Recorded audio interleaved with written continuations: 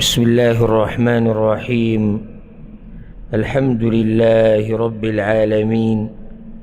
والصلاة والسلام على أشرف الأنبياء والمرسلين نبينا محمد وعلى آله وصحبه أجمعين. أما بعد، د سوالاتو جواباتو په دې مبارکه سلسله کې یوسل سلور شپېته نمبر نشست دی د الله په توفیق سره او د هغه په رحم او کرم سره. دا اولنی سوال په دې کې د ورور دی، هغه د تپوس کوي چې کله جنازه مقبرې ته وړی کېږي نو په هغه ټیم کې الله اکبر یا لا اله الا الله ویل یا سبحان الله یا بل څه ذکر ویل دا طریقه صحیح ده او که نه، او دغه ټیم کې کول څه پکار دي؟ الجواب، د شریعت نه دا خبره نه ده ثابته. قرآن او حدیث کې د صحابه کرامو نه سلف صالحین نه دا نه دي ثابت چې هغوی جنازې وړو وخت کې دا ذکر ویلی په زوره، یا هغوی به دا چغې هم نه والي په دغه ټیم کې، لکه بعض خلک پکې دا وایي چې الله یاد کوي او ذکر کوي، دا د هغوی طریقه نه وه. او خیر ټول هغه د سلفو په تابعدارۍ کې دی چې د دین مشرانو صحابه کرامو تابعینو څه کړي دي په هغې کې خیر دی، او چې څه هغوی نه دي کړي د هغې په کولو کې خیر نشته. نو طریقه دا وه یا کول دا پکار دي چې دغه ټیم کې سوچ وکړي سړی، فکر وکړي چې دا مړی چې کوم روان دی دیم زموږ په شان په دې دنیا کې و، نن خلکو راغستی دی وړي قبر ته، او دنیا یې دغه دی ختمه شوه او فاني دنیا ده، او بیا قبر باره کې سوچ، او بیا د الله ته د ودرېدو باره کې سوچ. دا طریقه دغه ټیم کې ده. دغه ټیم کې په زوره ذکر کول دا بدعت دی، ځکه چې دا په دین کې داسې کار کول دي چې په هغې باندې څه اصل نشتی د قرآن او د حدیث نه، څه بنیاد پرې نشتی. دا عوام او بیا ډېر تعجب به دا وکړي چې بعض کم علمه مولیان دا خبره سړي ته وکړي نو دې کې څه دي، دې کې څه دي، پرېږده چې الله یادوي. ګوره که دا خبره موږ شروع کړه که نه چې پرېږده دې کې څه دي، بیا خو به د هر سړي مرضي شي ځان له په دین کې نوې مسلې راوباسي او موږ به دغه وایو چې پرېږده دې کې څه دي. دا دین الله چې موږ ته څنګه رالیږلی دی اقه شان پې عمل کول پکار دي، دا نه چې دې کې څه دي او دې کې څه دي. او کله چې عبدالله بن مسعود رضی الله عنه خبر شو چې څه خلک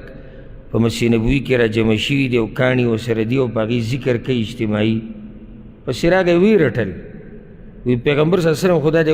اوس وی دنیا نه لاړ، جامې لاشتي لوښي سامان او دا پراته دي او تاسو لا په دین کې نوي کارونه راوویستو مزر. هغوی ته ابو عبدالرحمن موږ خیر غواړو دې سره، او دا یقیني خبره چې مسجد نبوي کې راجمع شوي دي شر دپاره خو نه دي راجمع شوي، الله یادې خو خیر غواړي که نه. نو هغه ورته ډېره مشهوره خبره وکړه، وی ډېر د خیر غوښتونکي خیر ته نه رسي. دا نه چې هر سړی به دا وایي چې زه خیر غواړم. خیر غواړي ته شپږم مونځ پکې هم زیات که، د ماسخوتن دا مونځ موږ 4 رکعته وکړو شپږ یې که، موږ به بیا دا وایو چې دې کې څه دي، خو د الله بندګي کوي 4 رکعتو نه مونځ څو ته واړو، شپږو ته یې واړو، ته پورې نښتی ته ورته وایې نه 4 کوئ. صحیح ده، الله یادولو کې خیر دی، خو چې کوم ځای کې یو سړی خاص طریقه راوباسي او په خاص انداز سره یو ذکر کوي او په خاص وخت کې کوي، بیا به دلیل ښیي موږ ته. نو دغه ټیم کې د پیغمبر صلی الله علیه وسلم دا نه حساب دی. ګوره پیغمبر صلی الله علیه وسلم د قبر په خوا کې ملګرو ته دا ویلي دي چې کله مړی ښخ وایي د ده دپاره دعا غواړي، اوس به دې تپوس کېږي. هغه دا ویلی شو چې کله جنازه وړه چې سبحان الله په زوره وایي الله اکبر په زوره وایي، لا اله الا الله په زوره وایي، خو داسې ونه وي. نو چې هغه ونه وي خبره په دقې باندې ساتل پکار دي. ها موږ دا نه وایو چې چورلټ په دې باندې پابندي ده. یو سړی پکې ځان له روان دی او سبحان الله والله کو ځان له لګیا دی بغیر د دې عقیدې نه چې یعنې دې ټیم کې دې خاص فضیلت دی، دغسې خبره نه ده. خو اجتماعي او په زوره او لازم دې ټیم کې ذکر کول دا په شریعت کې نشته. دغه ټیم کې سوچ او فکر کول دي د انسان په آخري انجام کې او خصوصا خپل ځان ته. او چې کله تا د دې مړي په ځای باندې ځان حساب کو که نه نو ستا به دنیا هم ښایسته شي او ستا به آخرت هم ښایسته شي. هلته زمونږ په ملکونو کې خو ټوغې پکې رواني، ګپ شپ پکې رواني او بس دا بس پکې ډیر کېږي جنازه درنه وه او جنازه سپکه وه او خلک پکې ډیر او خلک کم او پلانې دې پکې ولیدو که نه هغه ټیم ښخولو کې پلانې خو نه دی راغلی که نه چې بیا دې بدل والو دا ټول حسابول غواړي. بیا به د یو سره و بیا ګورو او بیا چې دغه ختمه شي بیا د دیګونو باز شروع شي او په مقبره کې پکې اواز وکړي چېرته به ځئ نو ډوډۍ لالته راشي. د ډوډۍ غم دی، د دیګونو غم دی، د وریجو غم دی، د غوښې غم دی. دا څه خبره شو؟ دغه ټیم کې سوچ هغه د آخرت پکار دی. او امام حسن بصري رحمه الله په یو کس باندې تیر شو، هغه په مقبره کې ناست ډوډۍ خوړه، وږی شی څه ناروا کار نه کوو، دا حرام نه دي مقبره کې ډوډۍ خوراک. هغو ډېر اوچت خلک وو نو هغه ورته وکتو وایي څه ووایم د هغه سړي په باره کې چې په مقبره کې هغه ناست او د هغه نوڼۍ تېرېږي. دا هغوی ډېر اوچت سوچ وي چې ته د مړو په منځ کې ناست او ستا نوڼۍ تېرېږي نو دا ډېره ګرانه ده. نو هغه د هغه خبره کوله که اوس وایي چې موږ ورته ویلی چې راشه وګوره ته وایي نوڼۍ څنګه تېرېږي، خلک پکې په موبایلو ګپ شپ لګوي، د موبایلو کړنګا کاروبار دې څنګه دی، چېرته لاړې او کله به راځي او دا ګپ شپ پکې روان. نو دغه ټیم کې ذکر کول په اوچت اواز سره اجتماعي یا د غزي پورې خاص کول دا نشته شریعت کې. دا ورو سوال کړی دی چې بعض خلک ما لیدلي دي چې کله دوه کسان تجارت شروع کوي او پارټنري کوي نو په دغه ټیم کې دوی د سوره فاتحه پکې وایي، یا کله چې نکاح کوي نو په نکاح کې هم سوره فاتحه وایي. وایي چې کله پکې دا ووایي نو د نکاح کې هم الله برکت اچي او په دې کار کې نو دا خبره صحیح ده که نه؟ الجواب دې باندې هېڅ دلیل نشتی، هېڅ دلیل په دې باندې په شریعت کې نشتی چې کله دوه کسان تجارت شروع کړي هغوی دې سوره فاتحه وایي. دغه عقد لیکلو وخت کې یا د نکاح عقد چې لیکلی کېږي به یې کې سوره فاتحه دا په شریعت کې نشته. بدعت دی دا کار، ځکه چې په دې دلیل نشته. بلکې زموږ په دې ملکونو کې یو دا طریقه ده او دا مولیان هم کوي، ما ډېر مولیان لیدلي دي او بعض هغه پکې مخته وي چې هغه ځان ته پکې دعوه دا کوي چې موږ د قرآن او حدیث په لار روان یو. په هر څه کې تابعداري د دین د مشرانو پکار ده. ځکه ګوره امام مالک رحمه الله وایي کومه خبره چې د صحابه کرامو په وخت کې دین و هغه نن هم دین دی، کومه خبره چې د هغوی په وخت کې دین نه و هغه نن هم دین نه دی. دا تجارتونه هغوی نه دي کړي، دا افتتاح د تجارتونو د دکانونو د کاروبار هغوی نه ده کړي. دا طریقه ما لیدلې زموږ په دې ملکونو کې دا ډېره مشهوره طریقه ده. مولوي صاحب به راوغواړي او بل او بل او بیا ټول لاس اوچت کړي دوا کوي، کله چې هغه دغه کټ کوي هغه پړی غوندې کټ کوي نو مولوي صاحب به لاس اوچت کړي ټول ورسره لاس اوچت کړي. دا اجتماعي دوا په دې ځای کې دا خو سلفو نه ده کړې. دغه ټیم کې که سړی عامه داسې یو دعا وکړي او هر سړی خپله یو دغه وکړي لکه مبارک شه الله دې پکې برکت واچوي، مبارک شه الله دې پکې برکت واچوي، دا جدا خبره ده. خو هر سړی راځي مبارکۍ وخت کې خپله یو دعا کوي. خو داسې د دې اهتمام کول چې هغې له خاص مولیان راغوښته او هغوی بیا لاسونه اوچت کړي او هغوی دعا کوي نو دا د سلفو په وخت کې نه و. لکه یو کار د سلفو په وخت کې شوی دی او هغه تجارت شروع کول، هغوی تجارتونه نه دي کړي کړي دي، کاروبارونه یې شروع کړي او هغوی زموږ نه زیات هرسناکو په دین باندې. موږ خو د هغوی نه زیات هرسناک نه یو که نه. نو هغوی ولې داسې کار نه دی کړی چې څوک راولي او هغه دغه ټیم کې ورته دعاګانې وغواړي، او خصوصا په هغه ټیم کې غټ غټ اولیاء الله موجود دي. لکه پیغمبر صلی الله علیه وسلم شتي، د پیغمبر صلی الله علیه وسلم چې لاړ ابوبکر صدیق دی، عمر بن خطاب دی، عثمان دی رضی الله عنهم، نور غټ صحابه کرام دي، خو یو پکې راولي چې دعا دله وغواړي. نو د دې نه دا واضح شو چې دا د هغوی طریقه نه وه. اوس که چېرته کله ناکله داسې وشي بې د اهتمامه هغه جدا خبره، خو زموږ په ملکونو کې د دې اهتمام کېږي که نه؟ لیدلي م دي چېرته مولوي صاحب وي دې دپاره. زه به یوه خبره وکړم په دې وخت مانه د مولیانو طبقه یا نور چې کوم ملګري دا به نه خفه کېږي، زموږ په دې ملکونو کې د پاک و هند او خوا کې افغانستان او دغه ملکونه په دې کې دا یو څو کارونه یعنې بعضو مولیانو خصوصا د هغوی سره علم نه وي دقې ته یې ډډه لګولې، دې د لاسه د عوامو دا مطلب شي چېرې دا مولوي صاحب او د مولا جو دقه کار وي، نور د ده څه کار نه وي. نکاح ته به پروتي، نکاح به پړاوي، پای کې به پیسې ویلي، بیا به ستا افتتاګانو ته پروتي، بیا به ستا جنازو ته پروتي، او بیا به ستا دپاره دعاګانې غواړي، او څلور کار. او ځکه ډېر خلک بیا په ټولو باندې دا ګمر کې ما پسې هم داسې کسان راشي، هغه په لاره کې هلکه طریقه یې د خبرې ته څه کړي، که ته دا کار ماله که ته داسې دا کار وکړي، نو هغه چې کوم هغوی هغه یو نقشه جوړه کړې ده، نو دې خلکو دا مطلب شي چې ټول داسې دي. نو بس اوس دغه مولوي صاحب ته که ته دا ووایې چې دا کار خو نشته په شریعت کې، دا ته چې کې وایي نشته، خو دا دی چې دې نه بغیر خېټه ساتلو هم ګران دي که نه، ځکه چې دی دوا له ورشي خو دوا کې ورته څه غوړ زیړو میلاویږي که نه. بس د هغې دپاره به دی لګیا یو ځای کې به ذلیله کېږي، یو بل ځای کې به ذلیله کېږي، صرف د یو څو مټایانو دپاره او د یو څو روپو دپاره، او دا سړی عمر له دقه شی، او پلانې حاجي صاحب او پلانې حاجي صاحب او پلانې حاجي صاحب محترم او پلانې حاجي صاحب محترم، دقه حاجي صاحبانو د کته بره کېږي او د هغوی خلاف خبره نه شي کولی، دا یو حقیقت دی. نو هلته که ته چاته دا ووایې چې یاره دا طریقې نشتي، دا ځای په ځای دعاګانې کول او د مولوي صاحب دا تګ دا نشته شریعت کې، هلته هغوی موږ دې ته مجبوره یو. تا ته دا مو وایي چې صحیح ده دا په دین کې نشته، خو موږ به څه کوو موږ به څه کوو. نو چې دوی په الله یقین نه وي، نو بیا به د عوامو په الله باندې یقین څنګه جوړ شي؟ نو عالم دې دپاره نه دی چې دی به صرف تاله ابتداګانې کوي او تاله به دا کوي. د عالم به په معاشره کې یو مقام او دا په دې کې غټ کردار د عالم په خپله دی، د عالم په خپله دغه دې کې غټ کردار دی. نو الله دې رحم وکړي او الله دې چېرته موږ له د هغه کار توفیق نه راکوي چې د هغې د لاسه د خلکو په نظر کې اسلام یا مسلمانان یا علما کمزوري ښکاره شي. الغرض دغه ټیم کې سوره فاتحه ویل د کله چې کاروبار شروع کوي یا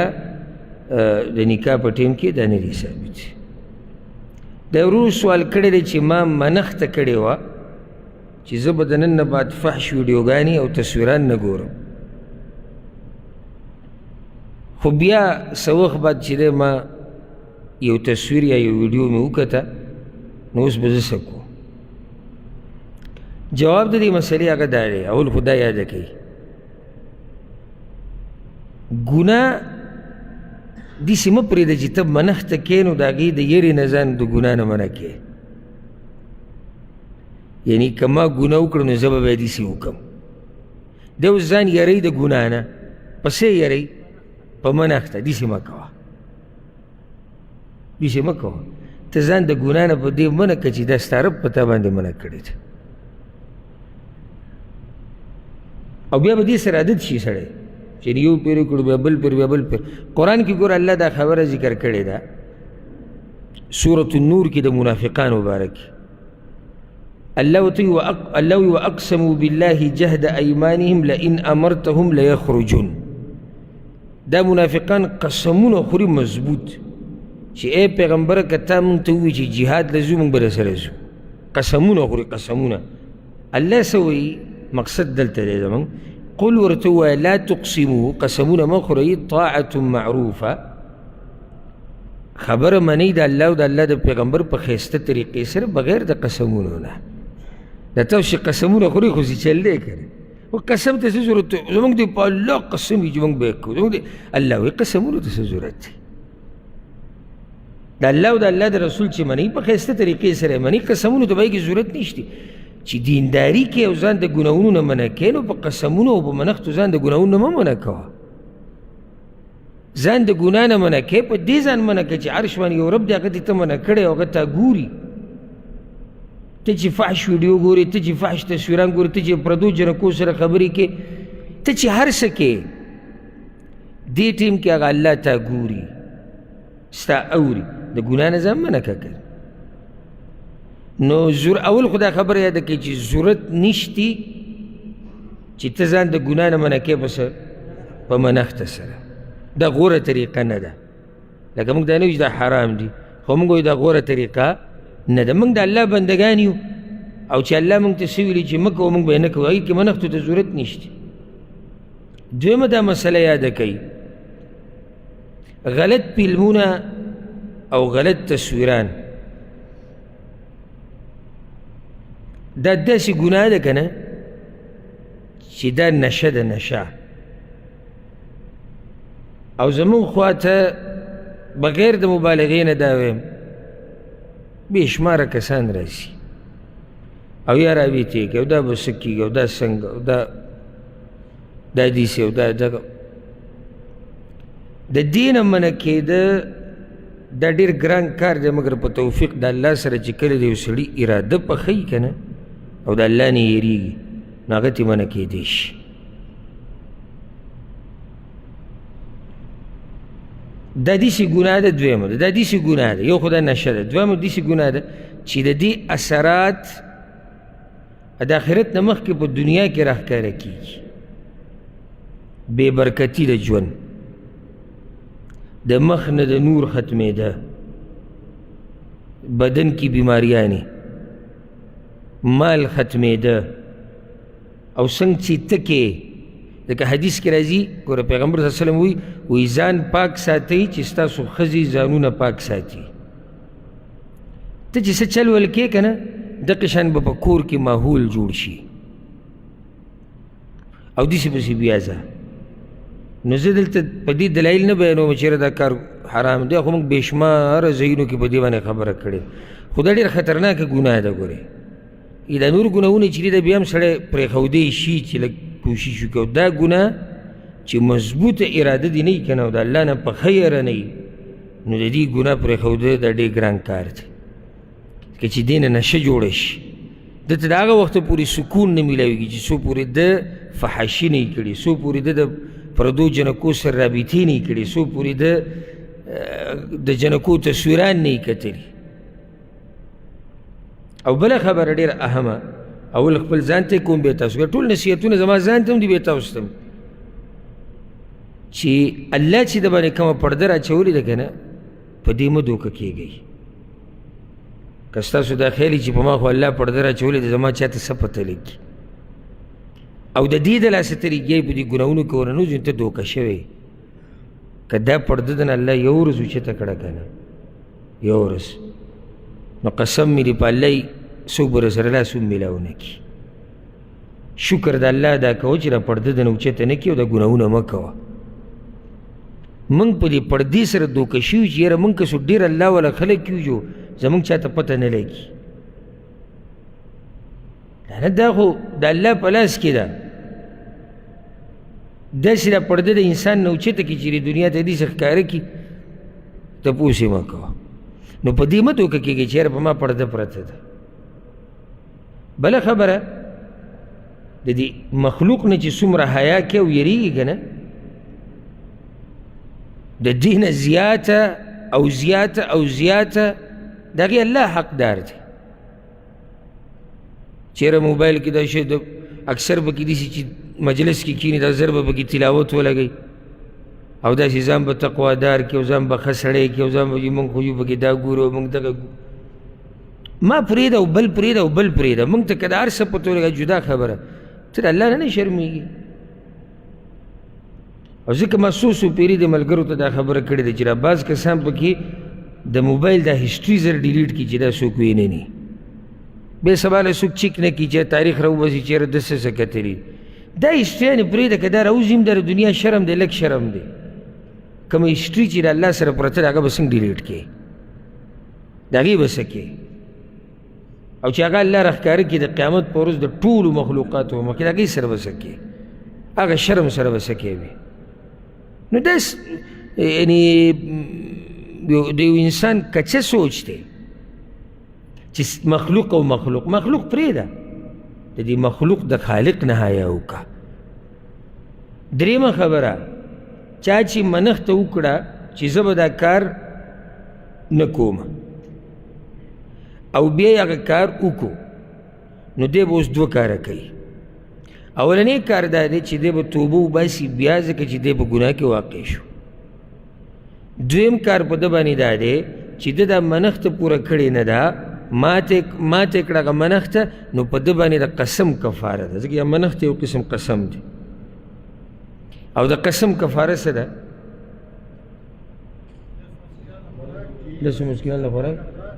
یا کپړې نه مری ازادول لسو کسان له خوراک لسو کسان له جامه که د دې طاقت نه وي بیا 3 ورځې روجې که د دې طاقت نه وي بیا 3 ورځې روجې والله اعلم ښه د یو ورور سوال کړی دی او ډېر ښکلی سوال یې کړی دی او دلیل دی په دې باندې چې په قرآن کې سوچ او فکر کوي او ډېر لږ خلک دي نن سبا چې هغوی قرآن کې سوچ او فکر کوي دی وایي چې ما د تفسیر دا دوره اورېده نو په کې یو ځای کې ما ته اشکال راغی اشکال دا دی چې یو ځای کې الله وایي چې د فرعون درباریانو فرعون ته دا ووایي چې د دې موسی علیه السلام څه علاج وکړه ګینې ویذرک و آلهتک دی تام پرېږدي ستا بې ادبي هم کوي ستا سره هم نالګي ده او ستا د اله سره هم نالګي ده یعنې ته چې د چا بندګي کې هغه هم پرېښودی ته هم پرېښودی ته چې د چا بندګي کې هغه هم پرېښودی دا قرآن کې په بل ځای کې فرعون دی ضرور وایي چې بل ځای کې فرعون خپل قوم ته دا خبره کړې ده او الله را نقل کړې ده چې ما علمت لکم من اله غیري یعنی ما ته خو نه دي معلوم چې زما نه علاوه ستاسو څوک معبود دي پوه شوئ تاسو یو ځای کې دا دی قوم ورته دا وایي درباریان چې ده ته هم پرېښودی ستا اله هم پرېښودی فرعون قوم ته دا وایي چې زما نه علاوه ستاسو بل څوک اله نشتی دا 2 آیتونه به څنګه را جمع کوو دې کې اشکال دی جواب اول خو دا قسمه سوچ د هغه چا ذهن ته راځي چې څوک قرآن کې سوچ کېږي نه موږ پوره دا تفسیر ویله چاته دا اشکال نه دی راغلی دویم د اشکال د ختمولو طریقه هم دا ده چې سړی عالم ته واپس شي او د هغې نه تپوس وکړي اول خو دا خبره یاده کوي چې ډېرو علماو دا خبره ذکر کړې ده چې فرعون به بندګي کوله د باطلو معبودانو په خپله لکه امام طبري یو اثر راوړی دی په هغې کې دا دي چې د ده یو غوا وه د غوا بندګي به یې کوله یو قول دا دی امام طبري په تفسیر کې راوړی دی چې د ده یو الهو پټه به یې د هغه بندګي کوله څه شی یې ښودی کور کې او د هغې بندګي کوي دا زما اله دی یو قول دا دی چې ده به د ملایکو بندګي کوله نو ده به بندګي د نورو کوله او دې خلکو ته دا ویلي و چې زه ستاسو اله یم یعنې زه به بندګي د دغه معبود کوم چې ما ځان له جوړ کړی او تاسو به بندګي هغه زما کوئ دا علماو د دې 2 آیتونو را جمع کولو کې توجیه دقه شان کړی چې د خپل قوم ته دا ویلي و چې تاسو به بندګي زما کوئ ځکه زه چې د کم زه چې کوم اله بندگی کوم نو هغوی زه مقرر کړی یم هغوی زه مقرر کړم تاسو به زما بندگی کوئ زه به د هغوی بندگی کوم نو دې کې څه اشکال شته پوه شوئ که نه پوه شوئ یعنې هغوی چې ورته ویلي دي چې ته دې تا هم پرېږده ستا الهه نو د هغه الهه هغه ځان له د هغوی بندګي کول خو هغه قوم ته دا ویلي چې تاسو به د دغه الهو بندګي نه کوئ تاسو به زما بندګي کوئ دې کې څه اشکال پاتې نه شو په دې طریقې سره دواړه ایتونه دا راجمع کېږي والله اعلم ښه د یو ورور سوال کړی دی وایي داسې حدیث شتي یو کس وایي چې حدیث دی وی پای کې پیغمبر صلی الله علیه وسلم دا وایي که زما مور چېرته ژوندۍ وی او زه د جمعې په مانځه ولاړ وی او سوره فاتحه مې پکې شروع کړی وی او زما مور ما ته آواز کړی وی چې یا محمد نو ما به مونځ پرېښودی وی او د هغې خبره به مې اورېدله د هغې خواله به ورغلی وی نو دا ورور وایي چې دا خبره صحیح ده که غلطه ده الجواب نن سبا د ټولو نه یعنی آسان شی چې پهې کې هر سړی خبرې وکړي هغه دین دی او دا دلیل دی په دې چې د دې دین قدر د خلکو په سینو کې کم شوی دی والله که چېرته د ګولۍ په باره کې د خبره شروع کړي چې دا ګولۍ د پلانې بیمارۍ پلانې هر سړی د غلی کوي ته مړه په دې څه پوهېږي که د بجلۍ باره کې د خبره شروع کړي ته په دې څه پوهېږي که بل شي باره کې ته په دې څه پوهېږي خو د دین په باره کې یو سړی چې مونځ اودس به نه کوي د مخ نه به پته لګي چې دی څومره اوبو کې دی هغه به م لګي د دین په مسلو کې به ګوتې وایي ګیرو والا خو پرېږده ګیره خو چې پرېښوده ده ته خو سرټیفیکېټ میلاو شي دی خو به فتوې ورکوي او بیا چې لا یو څو ورځې چې ته علماو سره کیني دی خو هغه چا سره چې ناستي کله په هغه باندې هم فتوه ولګوي دی هم ګمراه دی دی هم نه پوهېږي اسانه خبره ده چې دین باره کې خبرې وکړه ګډې وډې فتوې یوټیوب کې ویډیوګانې فیسبوک دپاره ویډیوګانې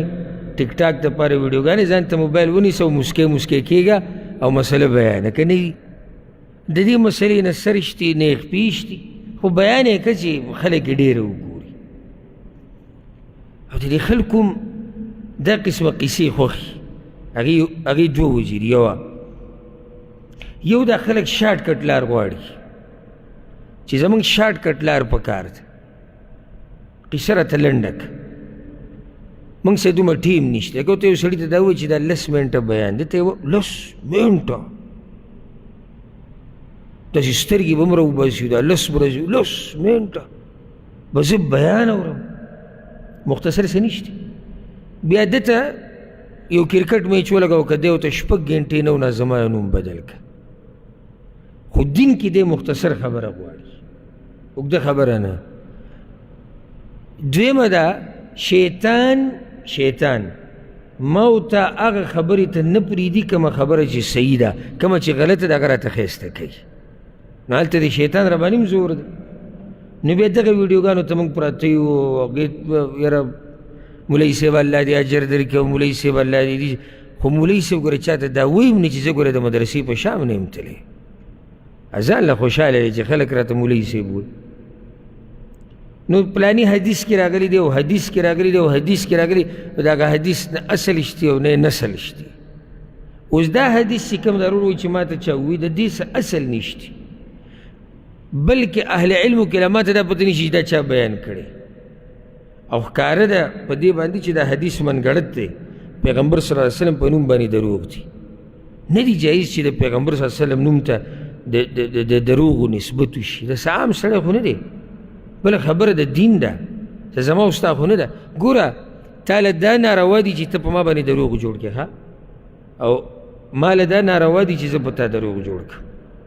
نو سم خیال دی په الله باندې دروغ جوړول یا په پیغمبر باندې دا به وړه ګناه نو دا حدیث نشته خاصې دا مسله به ته بیانه کوم چې سړی په منځه کې یو مور ورته اواز وکړي دی به څه کوي اگر که دې ورور د دې سوال نه دی کړی ده خو د دې حدیث باره کې تپوس کړی خو دا مسله به ته زه د خپل طرف نه بیانه کړم مونځ یا به فرضي یا به نفلي فرضي مونځ کې به د مور پلار د اواز د جواب ورکولو دپاره به مونځ نه پرېږدئ، ځکه چې مونځ څه دی؟ فرض دی د الله له طرف نه. خو دلته دوه مسلې، یوه یا درې مسلې. یوه، ته هغوی له په څه طریقه اشاره ورکولی شي چې زه په منځه کې یم، لکه څنګه؟ لکه مثال اواز اوچت کې به تلاوت، یا تسبیح، یا بله څه طریقه چې هغوی پوه شي چې او سړی په منځه کې دا کولی شي. دویم کار دا کولی شي چې دا مونځ ته لنډ کړي، لکه چې مور پلار اواز کړی چې ته مونځ لنډ کړي. درېیمه دا خبره یاده که، درېیمه دا خبره یاده که چې ته په فرض مانځه باندې ولاړې او یو سړي داسې اواز وکړو چې په هغه باندې سخته ده یا هغه په یو مصیبت کې دی او ته دغه ټیم کې الله په توفیق سره دې مصیبت نه بچ کولی شي، نو په تا باندې بیا مونځ پرې کول لازم دي. لکه مور پلار داسې خبرې طرف ته اواز کوي په هغوی یو مصیبت راغلی دی یا څه مسله راغلې ده چې ستا مخې ته اوس لکه یو سړی تا ولیدو، عام خبره به وکړو، مور پلار پرېږده ځه، یو سړی تا ولي چې هغه ته اور لګېدلی سوځي، پخول را پخول سي چلو شو ورته او چغې یې کړي او ته نه زه به فرض مانځه باندې ولاړ نه، دې ټیم کې به تا باندې د هغه بچ کول هغه څه دي؟ هغه لازم دي. یو سړی کوهي ته ولیږي، ور ولید او چغې یې کړه چې ولیدمه، ته به دا نه چې زه به فرض مانځه کې ولاړ. یو سړی په اوبو کې ډوبېږي او چغې یې کړي، نو دې ځای کې ضرورت دی چې ته فرض مونځ کې هغه مات کړي، خو بغیر د ضرورت نه ته فرض مونځ نشي ماتولی اگر که ستا مور پلار تا ته اواز کوي. راشه نفلي مانځله، نفلي مونځ کې به دوه قسمه مور پلاري ګورئ ښه. بعض مشران هغه چې سړي ته پته دی چې هغه زما په خبره باندې یعنی زما په حالاتو باندې پوهېدی شي او ما سره به ګزاره وکړي. اوس ته په نفلي مونځ باندې ولاړې، مور درته اواز وکړي یا پلار درته اواز وکړو، ته اواز لږ په تیزه کړو د تلاوت، څه داسې اشاره دې وکړه چې هغوی دې پوه کړو چې زه په مانځه یم او تا ته دا پته ده چې زما مور پلار په دې نه خفه کېږي، هغوی به پوه شي چې دی په مانځه ولاړ دی، نو بیا خپل مونځ پوره کړه.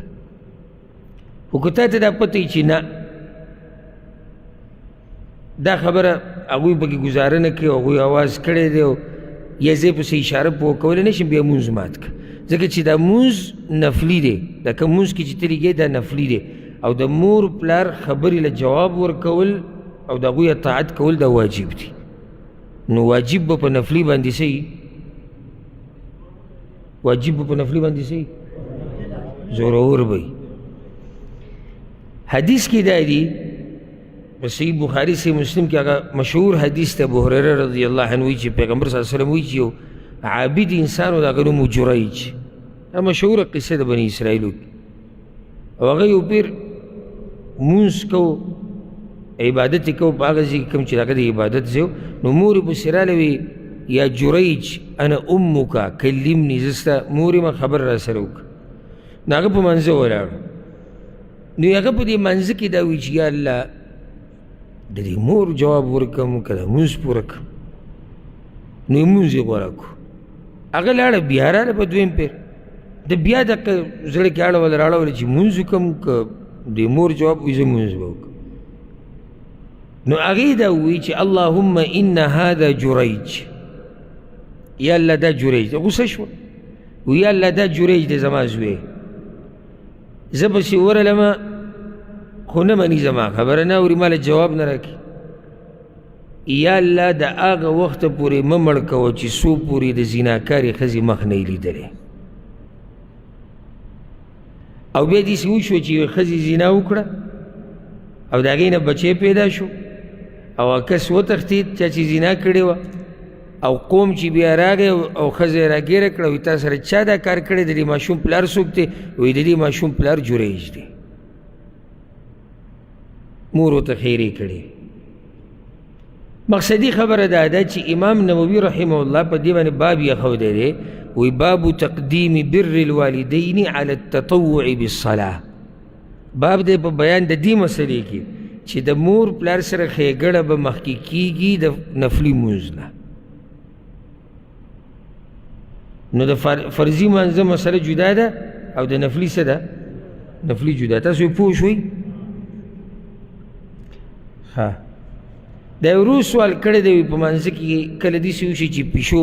مخې ته تېره شي دې سره مونځ ماتېږي او که نه؟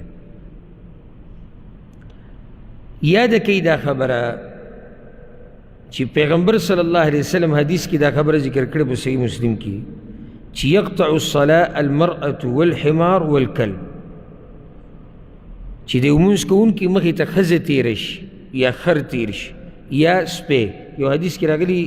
والکلب الاسود تور سپی تېر شي، نو دې سره لمونځ ماتېږي. خو دا د هغه چا دپاره چې سوترې نه یې ایښودي، یعنې مخې ته څه نشتي او مخې ته د دریو کې څه تېر شو د ده لمونځ ماتېږي. اوس که سوترې یې ایښودي او د سوترې نه اخوا څه تېرېږي را تېرېږي دا په منځه باندې څه فرق نه کوي. لکه حدیث کې داسې راځي صحیح بخاري کې دا حدیث دی، ابو جحیفه دا خبره کړې ده، وایي زما پلار دا خبره بیان کړې ده چې پیغمبر صلی الله علیه وسلم یو پیر لمونځ کو او ځان ته یو نیزه هغه په دې ځمکه کې ټومبلې وه، یعنې دغه سوتره وه هغې ته یې لمونځ کو. ماسپښین لمونځ یې وکړو، بیا مازدیګر یې وکړو. تمر بین یدیه المرأة والحمار، او د دې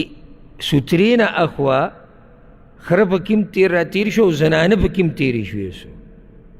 دا دلیل دی په دې باندې چې د سوترې نه اخوا که څوک تېرېږي را تېرېږي نو دې سره منځه باندې ساسر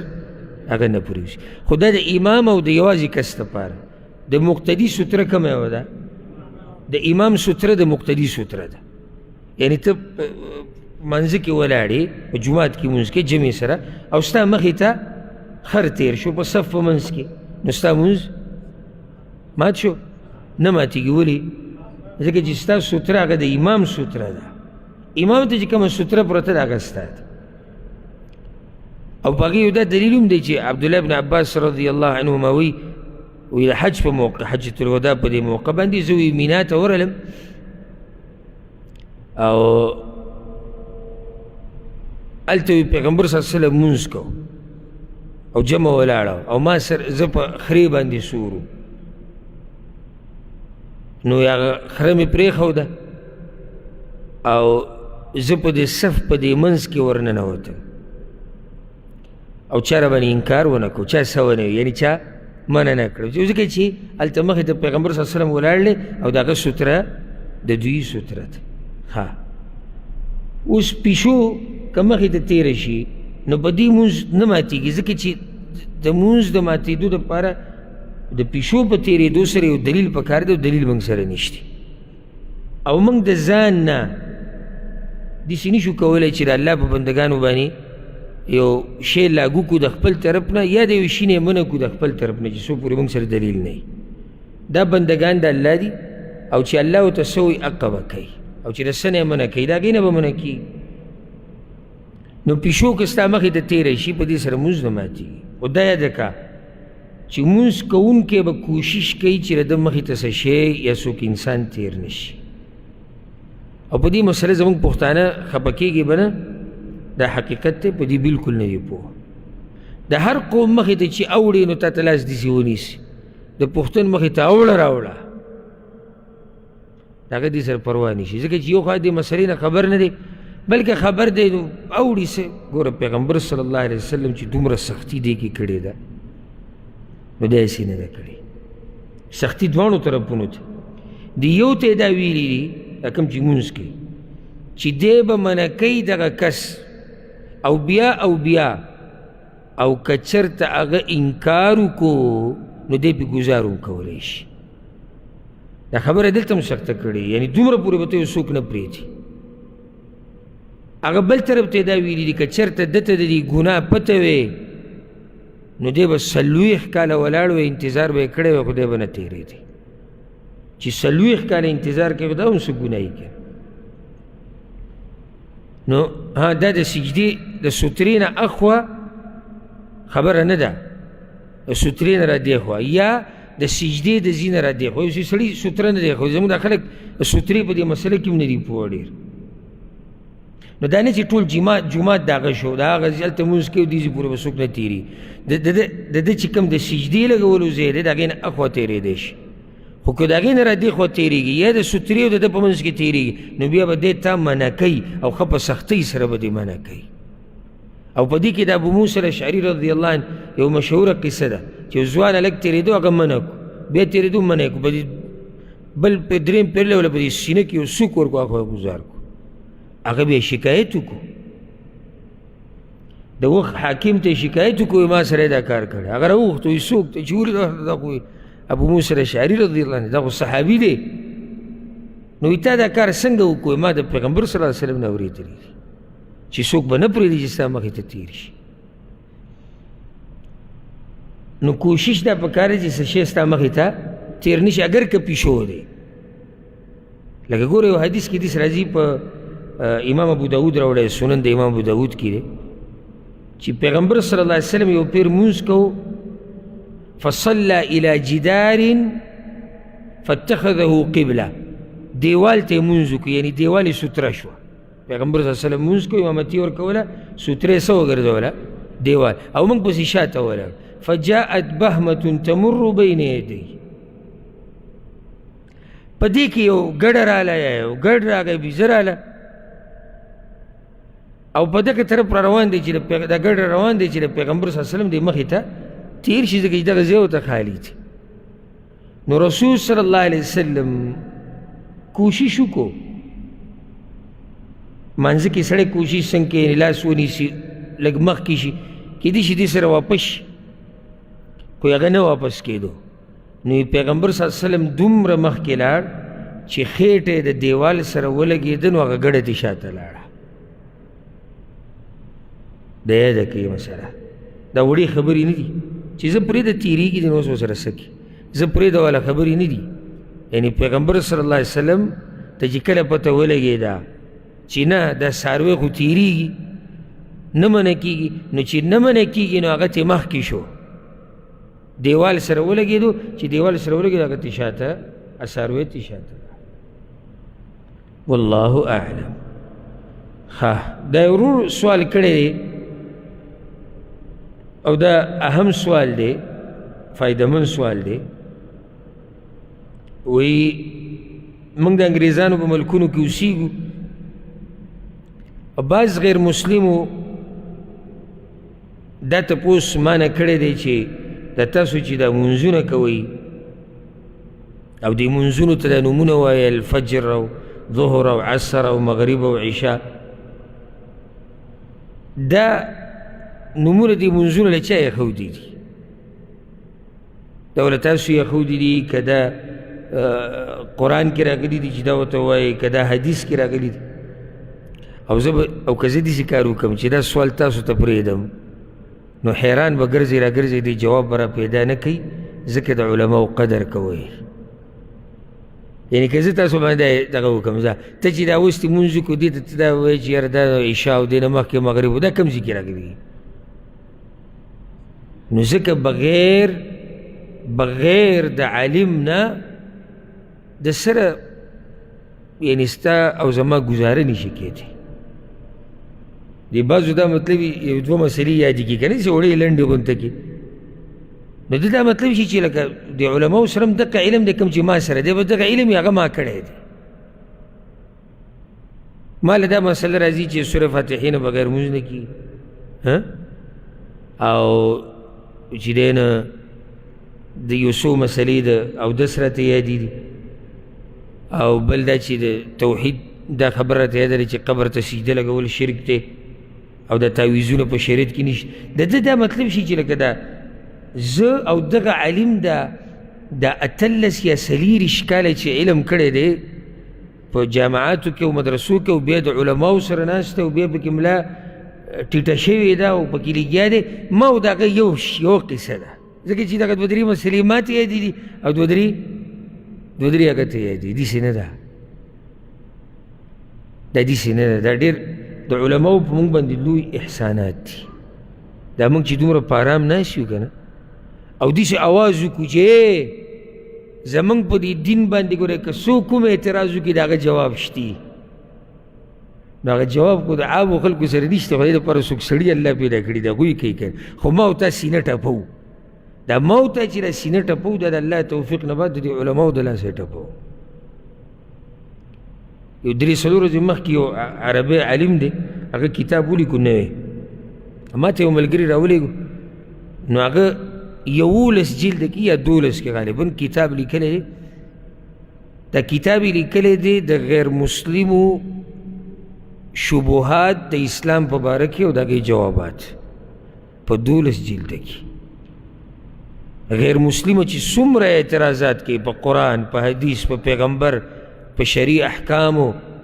12 جلدو کې هغه اعتراضات را جمع کړي دي او د هغې جوابات کړي دي دا خو د داسې قسمه خلکو د برکت د الله توفیق نه بعد موږ سینه ټپو چې زموږ په دین څوک اعتراض نشي کولی که تا ته زه دین پرېږدی وړو دی کې مسله دربغې ته که به ته وبهې ګډوډې چې یاره دې باره کې اوس څه وایو ځکه ما یو کس ته نصیحت کوو ما یې ګوره ته دین زده که بیا خلکو ته بیانوه هغه به ګرځېدو خلکو ته به بیانوه ما ورته ما ګوره ته اول څه زده که بیا بیانوه بیا ورته ما وایي ما زه صحیح شو زه ته دا وایي چې زه هغه وایي نه وایي زه د ګرځېدو کې زده کوم نو ما یې خلک بل ته زده کوي یا په خپله زده کوي دوه کې یوه کېږي نه ښځه صحیح شو ته څو کاله داسې ګرځې را ګرځې خلکو ته دا دین بیانې چې ته وایې چې زه ورته بیانوم او ته چا نه اورېدلي یا بیان وایي زما 15 کاله وشو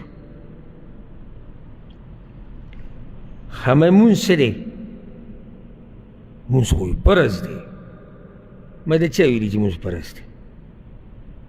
چا ویلي کوم ځای کې راغلي چې مونځ فرض دی او د سړي نه وار پار خطا شو او دا کوم ځای کې دی چې مونځ فرض دی ته څه مونځ چا فرض کړی ما ته وښایه زه کوم ځای کې دی قرآن کې دی چې مونځ فرض دی که حدیث کې راغلی کوم ځای کې دی او به سړي نه وار پار خطا شو عوامو ته خو چې داسې وړه خبره ور واچولی دې نه دی خبر پاتې لا غټې مسلې نو الله دې زموږ د علماو حفاظت وکړي او الله دې هغوی ته برکتي ژوند ورکړي ځکه چې هغوی یو غټه مورچه رانیولې ده هغوی یو غټه مورچه رانیولې ده چې د هغې د لاسه ما او تا بېغمه پراته یو اوس دا مسله چې د 5 منځونو دا نومونه نو دې باره کې دا یاده کوي قرآن کې هم راغلي دي او حدیثونو کې هم شتي قرآن او حدیث کې شتي او دا په تواتر سره دا خبر راغلی دي ته تواتر قطعي وایي چې دې کې د مسلمانانو اختلاف نشته لکه قرآن کې بعض نومونه سورة بني اسرائیل کې دا راغلی دي وقرآن الفجر ان قرآن الفجر كان مشهودا کوم نوم تی ثابت شو الفجر سحر ما نه دی ویلی سحر دی آیت کې نشتی دی آیت کې څه شی دی فجر بل آیت کې دا دی سورة النور کې والذين لم يبلغوا الحلم منكم 3 مرات من قبل صلاة الفجر وحين تضعون ثيابكم من الظهيرة ومن بعد صلاة العشاء یوسو نمونه دی کې شو قرآن کې بعضو نمونو ته اشاره ده بیا پیغمبر صلی الله علیه وسلم الله را لېږلی دی دپاره دی چې دغه قرآن وضاحت کوي دا نور نمونه هغه ذکر کړي امام ابن حجر رحمه الله فتح الباری کې دا خبره ذکر کړې ده چې اول پیر د اسلام په اوله کې چې د 15 منځونو دا نمونه یې ښودې شوي دي هغه په هغه ټیم کې چې کله جبریل علیه السلام راغی او پیغمبر صلی الله علیه وسلم ته امامتي ورکړه او د دې منځونو دا وخې ورته وښو د اسراء او د معراج د موقع نه بعد یعنې کله چې د اسراء او د معراج دا شپه تېره شوه او په هغه شپه کې یو کار څه وشو په اسمانونو کې 15 منځونه پوره شو سحر له جبریل علیه السلام راغی او پیغمبر صلی الله علیه وسلم له بیا امامتي ورکړه په مکه کې د الله د کور په خوا کې د 15 منځونه ورته وښو اوس هغه حدیث داسې دی امام ترمذي راوړی دی او د فایدې دپاره بیان کو پیغمبر صلی الله علیه وسلم وی جبریل علیه السلام ماله د کور په خوا کې کور یعنې د الله د کور په خوا کې 2 پیري امامتي را کړې ده فصلى الظهر ماسپښین لمونځ یې وکړو دې ټیم کې ځکه ټیم نه یادوم خاصې نومونه ثم صلى العصر بیا د مازدیګر لمونځ وکړو ثم صلى المغرب بیا د ماښام لمونځ وکړو ثم صلى العشاء او بیا د ماسخوتن لمونځ وکړو ثم صلى الفجر او بیا د سحر لمونځ وکړو د دې ځای نه د دې لمونځونو بیا دغه نومونه یې ښودی شوي دي نو خلاصه دا شوه ډېر زیات حدیثونه دي یعنې زه دا نه یم چې صرف دغه یو حدیث کې نومونه راغلي وایم د دې ځای نه دا نومونه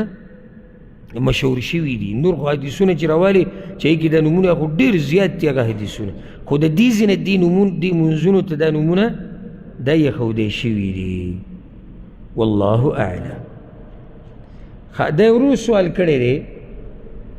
وی دا روایت موږ ډېر زیات اورو چې دا به صحیح او که نه چې د پیغمبر صلی الله علیه وسلم په زمانه کې چې کم خلک وو که هغوی په دې لس برخه دین کې یو برخه پرېښودی وی نو هغوی تباه کېدو او پیغمبر صلی الله علیه وسلم ورته ویلي چې دې زمانه به راشي چې هغه خلک به که د لس برخو کې په یو برخه باندې څوک عمل وکړي نو هغه به کامیاب شي داسې زمانه به راشي پوه شوئ که نه دا به تاسو هم اورېدلي مشهوره خبره ده وی رسول الله وسلم صحابه کرامو ته وایي که تاسو په دې لسو حصو دین کې یوه پرېښوده نو تباه کېږئ او داسې زمانه به راشي چې په دې لسو برخو کې څوک په یو برخه عمل کوي نو هغه به کامیاب شي الجواب دا روایت امام ترمذي راوړی دی امام طبراني هم راوړی او امام ابو نعیم هم راوړی خو سندن دا روایت کمزوری دی دی کې راوي دی نعیم ابن حماد د هغه د لاسه دا روایت کمزوری دی او دغه شان یو روایت امام احمد راوړی دی سندن هغه هم کمزوری دی نو صحیح روایت داسې نشته چې تاسو داسې زمانه کې چې د دین په لسمه برخه عمل ونه کوي تباه کېږئ به او داسې وخت به راشي که څوک لسمه برخه د دین پرېږدي نو هغوی به کامیاب وي حدیث داسې نشته خو که څوک وایي چې معنی باندې ما پوه که نو بیا داسې معنی داسې کېدی شي یعنې د پیغمبر صلی الله علیه وسلم زمانې ته وګوره د صحابه کرامو زمانه کې دین زورور دی که کمزوری دی هغه وخت کې دین زورور و که کمزوری و زورور و ښکاره و که پټ و ښکاره و ملګري یې ډېر و که نه و ډېر و ځکه چې ټولو مسلمانانو یې مرسته کول په داسې ټیم کې دینداري پرېښوده دا ګټه بې دیني ده خیال هم دی که نه دی اسلام زورور دی ښکاره دی ملګري یې ډېر دي علم یې ښکاره دی تازه دی او په داسې ټیم کې څوک دین پرېږدي یا په دین باندې عمل پرېږدي نو خو دی به تباه کېږي معنی چا سره عذر نشتی په کوتاهي کولو کې بیا زموږ دې زمانې له اوس راشه یا وروسته چې کومه را روانه ده دینداري کمزوري ده که زوروره ده کمزوري ده ظلم عام دی فسق او فجور عام دی دیندار ملګري کم شوي دي دیندار ملګري کم شوي دي چې هغه به د دینداري کې ستا ملګرتیا وکړي اوس که دې ټیم کې د چا نه په دین باندې څه نه څه عمل پاتې شي د کوتاهۍ د لاسه نه قدرت یې پرې نشتي ځکه چې هلته حالات داسې جوړ شوي دي نو دا سړی معذوره دی خو دا سړی ده که یعنې دم دا دینداري چې پرېښودي د نهه برخې نو دی د کوتاهۍ د لاسه نه ده پرېښودی څه د لاسه حالات داسې جوړ دي قدرت یې پرې نشتي نو دی معذوره دی الله یې بخي هر چې هغه اولني وخت کې دینداري پرېښودو نو هلته حالات برابر دي او بیا هم یو سړی په دین باندې پوره عمل نه کوي نو دا سړی بیا څه دی